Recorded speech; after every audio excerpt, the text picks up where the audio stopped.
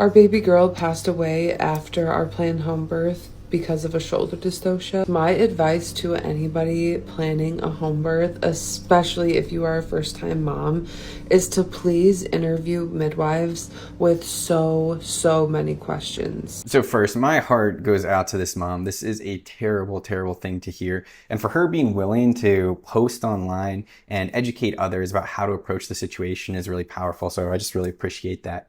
I think everybody has a gut reaction to home birth. Should you do it or should you not? The American College of Obstetricians and Gynecologists actually says, okay, we acknowledge that the hospital is the safest place to deliver a baby, but also grants the right of people and mothers to have autonomy over their body and decide the setting that they want to deliver in.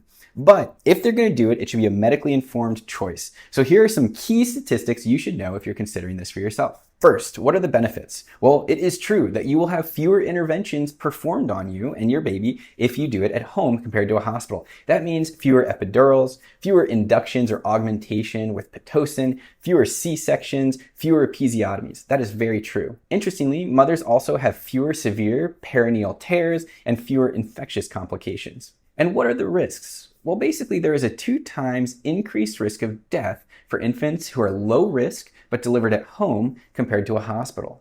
There's also a 3 times increased risk of neonatal seizures or neurologic dysfunction, which could have lifelong implications.